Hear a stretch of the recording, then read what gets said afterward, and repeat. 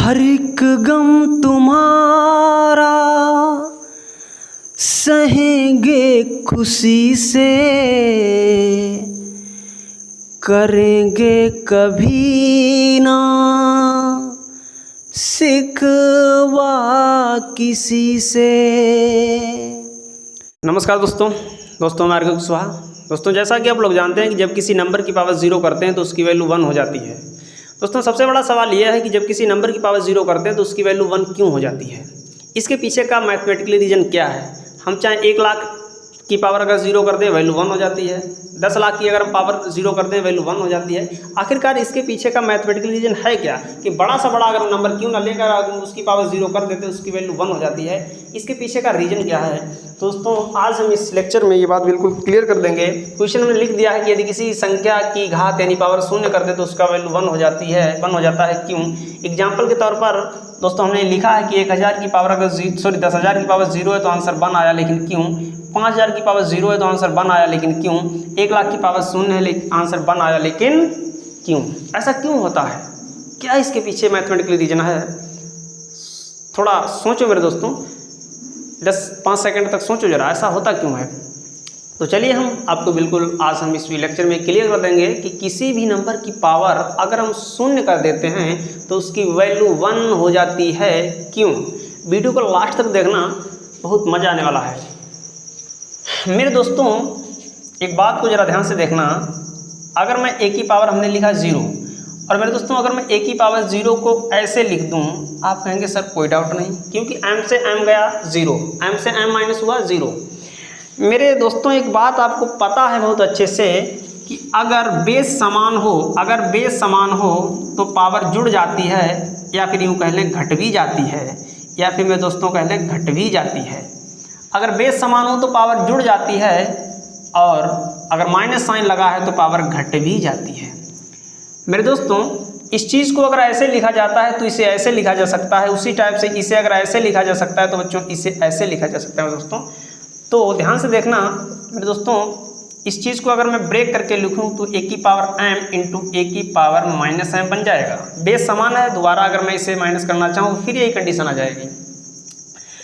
मेरे दोस्तों जैसा कि आप लोग जानते हैं, आपने पढ़ा भी होगा कि अगर किसी भी नंबर की पावर माइनस में है तो अगर माइनस को हमें गायब करना है तो वो नंबर 1 बटे करके लिखा जाएगा। तो उसी टाइप से बच्चों इसे लिखा जाएगा a की पावर m, और बच्चों इस a की पावर m की गुणा होगी 1 में बच्चों क्या होगी 1 में, ठीक।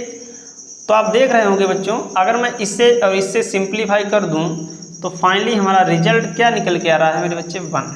क्या आ रहा है 1, ठीक। इसका रिजल्ट 1 निकल के आ रहा है। और एग्जाम्पल के तौर पर अगर मैं कुछ आपको एग्जाम्पल देना चाहूँ,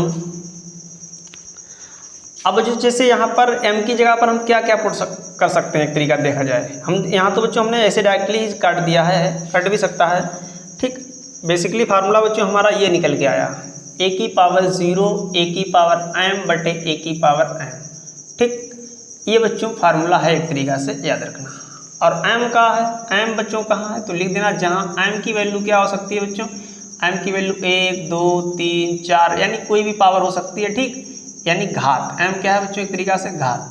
उसके बाद बच्चों a क्या है, कोई भी बड़ा से बड़ा नंबर, कोई बड़ा से बड़ा नंबर, जैसे मान लो 1000 10,000 है ना बच्चों, 1 लाख, कुछ भी मान लो। अब जैसे बच्चों हमने लिखा कि 10,000 मान लो बच्चों, 10,000 की पावर 0 है, आंसर 1 हुआ, लेकिन क्यों। तो बच्चों अगर मैं इससे कंपेयर करूं, ध्यान से देखना बच्चों, तो 10,000 हमारा क्या है, एक तरीका से a है बच्चों, ठीक। और पावर इसकी 0 है, तो अगर मैं लिखना चाहूं तो हम इसे ऐसे लिख सकता हूं, 10,000